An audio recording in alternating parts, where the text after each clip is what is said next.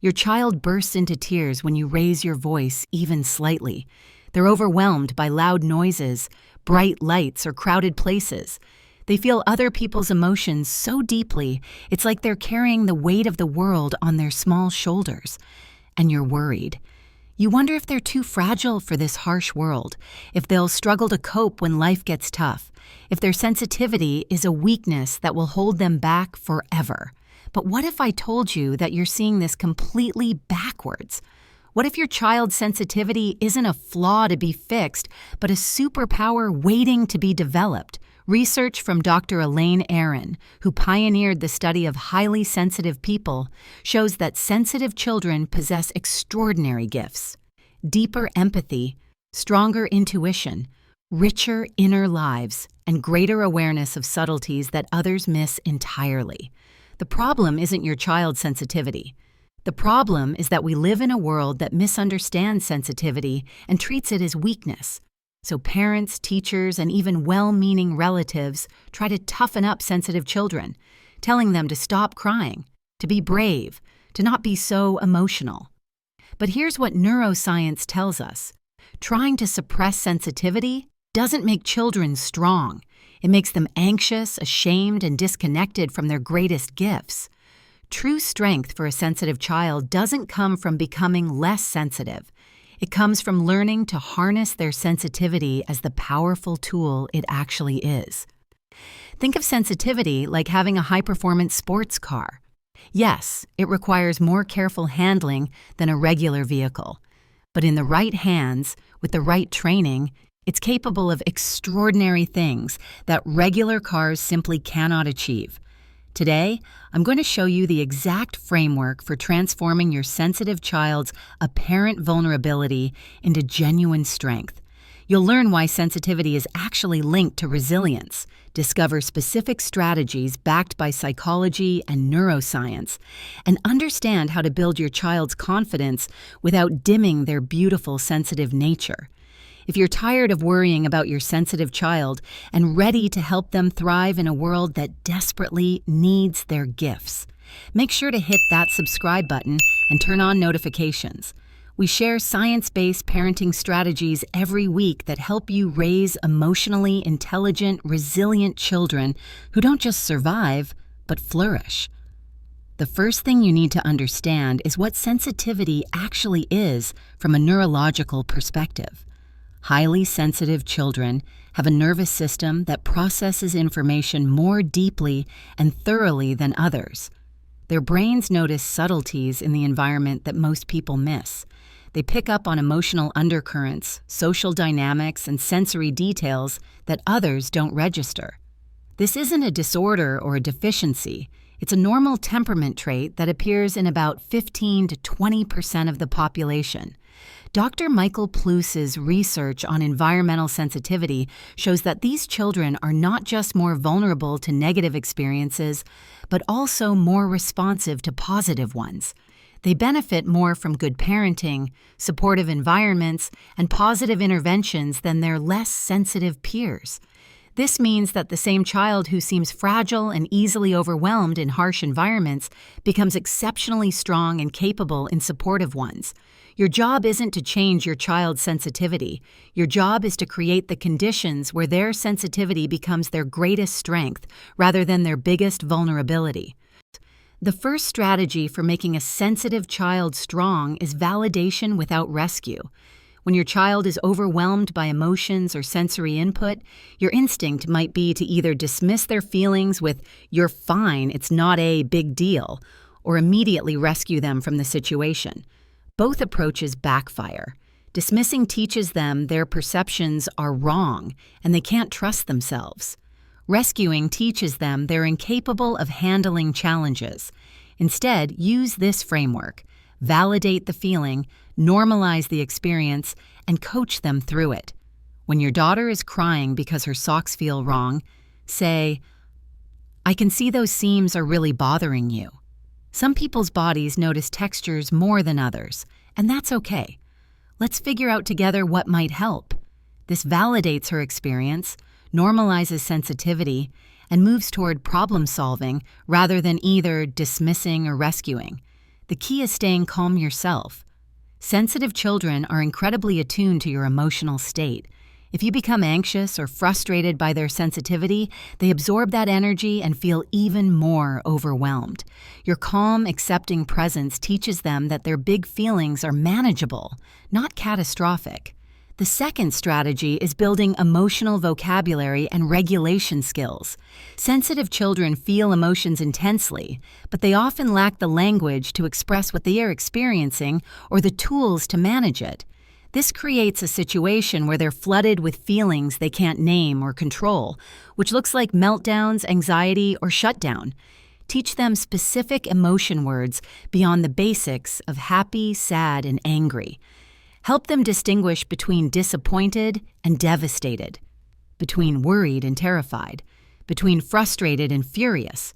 The more precisely they can name what they're feeling, the more power they have over it. Research shows that simply labeling emotions reduces their intensity and activates the prefrontal cortex, which helps with regulation. Then teach concrete regulation techniques they can use: deep breathing, progressive muscle relaxation, visualization, movement, creative expression, or simply taking space to process. Practice these tools when your child is calm, not just during crises. Make them as routine as brushing teeth, so they become automatic responses when overwhelm hits. The third strategy is gradual exposure to challenges. Sensitive children need to practice handling difficulty in doses they can manage, slowly building their capacity over time. This is different from throwing them into the deep end or constantly protecting them from anything uncomfortable. It's about finding the edge of their comfort zone and gently expanding it. If your son is overwhelmed by loud environments, you don't avoid all noisy places forever, nor do you force him to sit through a rock concert. Instead, you start with brief exposures to moderately loud settings with preparation and an exit strategy. You talk about what he'll encounter, you stay close, you have a plan for taking breaks, and you celebrate his courage in trying. Each successful experience of, "I felt uncomfortable, but I got through it," builds genuine confidence and resilience. These aren't artificial confidence-building exercises. They're real-world proof that your child can handle more than they think they can, which is the foundation of true strength. The fourth strategy is reframing sensitivity as strength. The narrative your child develops about their sensitivity will shape their entire relationship with this trait. If they hear repeatedly that they're too sensitive, overly emotional, or too dramatic, they'll internalize that their nature is problematic. This creates shame, which is toxic to development and leads to either suppressing sensitivity or feeling broken. Instead, actively reframe sensitivity in positive terms. When your child notices that their friend seems sad even though no one else picked up on it, say, "You're so perceptive." You notice things about people's feelings that others miss. That's a valuable gift. When they're moved to tears by a beautiful sunset, say, "You experience beauty so deeply." That's what makes you such a creative person. Help them see historical and contemporary examples of sensitive people who've made extraordinary contributions. Artists, writers, scientists, leaders, activists. Many of history's most influential people were highly sensitive. Their depth of feeling and perception is what enabled their greatness. Your child needs to know they're in good company. The fifth strategy is creating predictability and safe spaces. Sensitive children are more affected by their environment than others, which means environmental management is crucial. This doesn't mean bubble wrapping their world, but it does mean being intentional about creating stability and refuge. Establish consistent routines that provide predictability. Sensitive children feel more secure when they know what to expect. Morning routines, bedtime rituals, family mealtimes, and regular rhythms create a stable foundation that makes them braver about facing unpredictability in other areas. Create a calm-down space in your home where your child can retreat when overwhelmed. This isn't a punishment like time out. It's a sanctuary with comforting items, soft blankets, favorite books, calming music, art supplies. Teach them that taking space to regulate isn't weakness. It's wise self-care. Model this yourself by taking breaks when you're stressed. The sixth strategy is teaching boundary setting and self-advocacy. Sensitive children often absorb others' emotions and energy to an exhausting degree. They need explicit permission and skills to protect their emotional space. This is where their sensitivity transforms from vulnerability to strength. Teach them that it's okay to say, "I need a break from this conversation," or "This environment is too much for me right now," or "I'd rather not watch that movie because it seems too intense for me." These aren't excuses or avoidance. They're healthy boundaries that prevent overwhelm before it happens. Help them distinguish between healthy accommodation and unnecessary limitation. Yes, they need to learn to function in imperfect environments, but they also need to honor their legitimate needs. A sensitive child might need headphones in loud environments, advance notice about plans, or extra processing time after social events. These accommodations aren't weakness, they're intelligent self-management. The seventh strategy is building on their natural strengths. Sensitive children often have remarkable abilities in specific areas: artistic expression, deep empathy, intuitive understanding, attention to detail, or connection with nature and animals.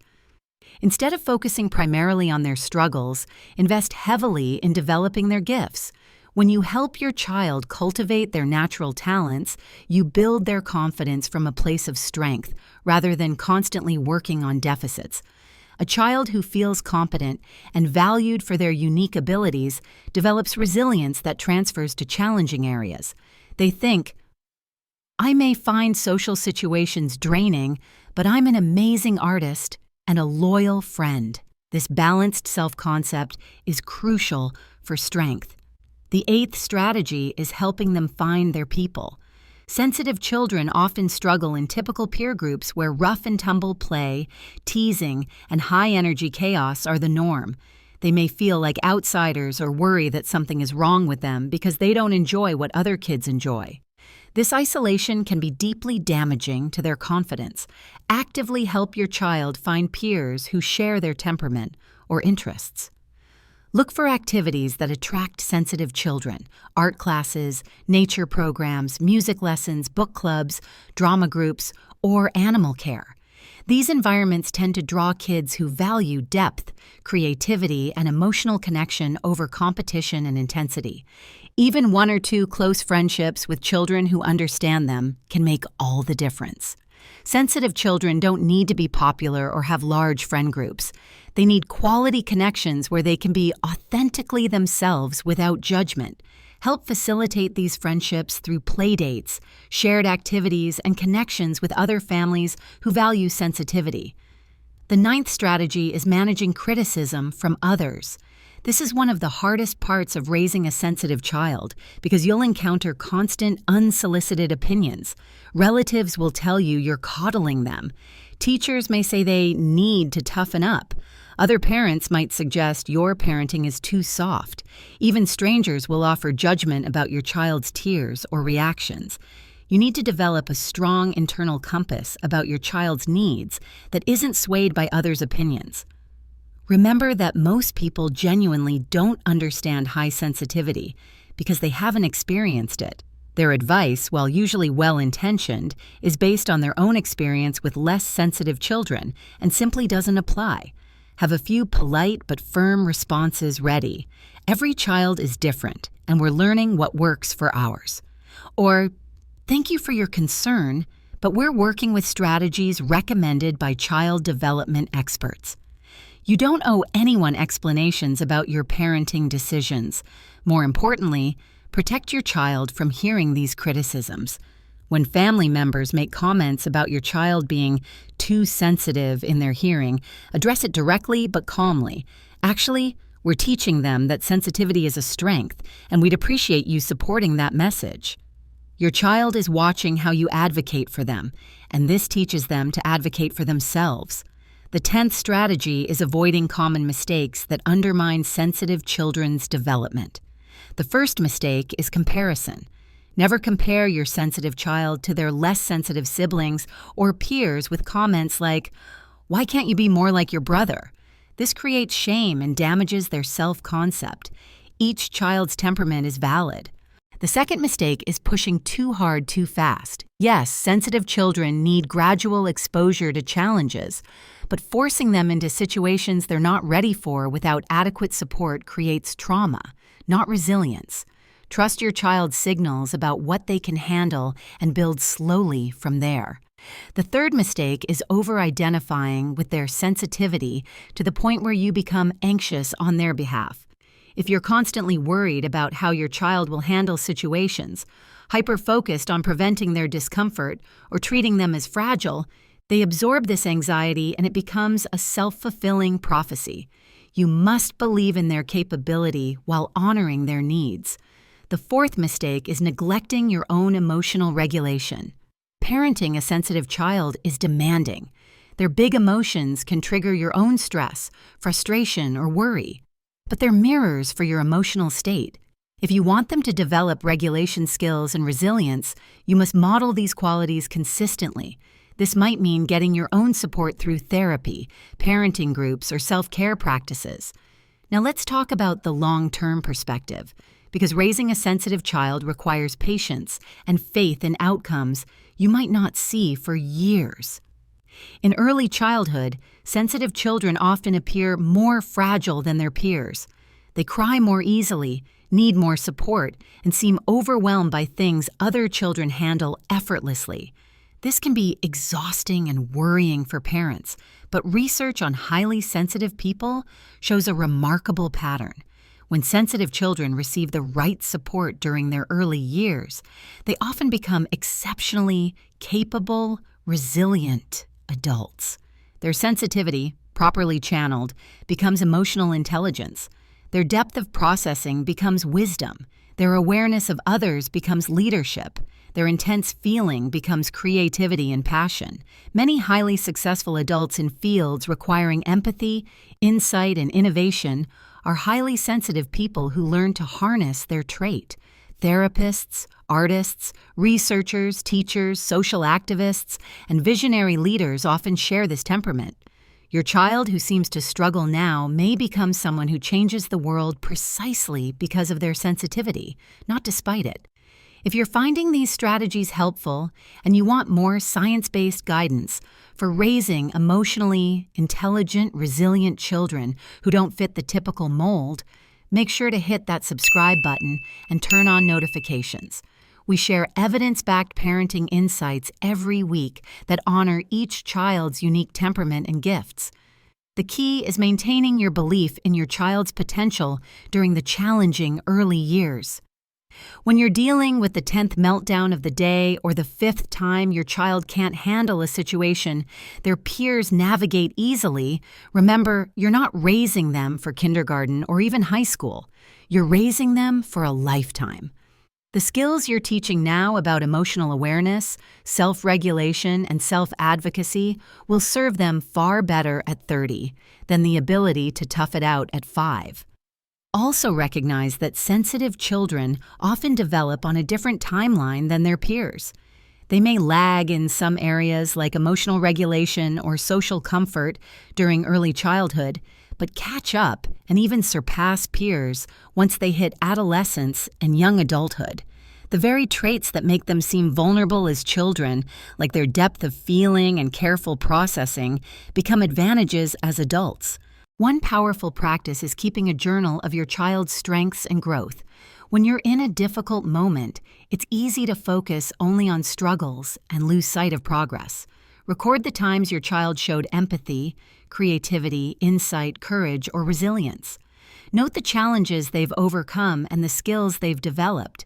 This record helps you maintain perspective and also becomes a gift you can share with your child when they're older, showing them the journey of growing into their strength. Another important element is celebrating sensitivity openly in your family culture. Make it clear that in your family, feeling deeply is valued, noticing details matters, caring about others is prioritized, and emotional awareness is a sign of intelligence, not weakness. Create family stories and traditions that honor sensitivity. When you see sensitivity in books, movies, or public figures, point it out positively. This family culture becomes your child's foundation when they encounter a world that doesn't always value sensitivity. They'll know that even if peers tease or others misunderstand, their family sees their sensitivity as the gift it truly is. This unconditional acceptance and celebration of their core temperament is one of the most powerful forms of support you can provide. Finally, remember that making a sensitive child strong doesn't mean making them less sensitive. It means helping them develop the skills, confidence, and self-understanding to navigate the world as the sensitive person they are. Strong doesn't mean hard, tough, or emotionless. Strong means resilient, capable, and authentic. Your sensitive child can absolutely be all of these things while remaining beautifully, powerfully sensitive. In fact, their sensitivity is what will make their strength extraordinary.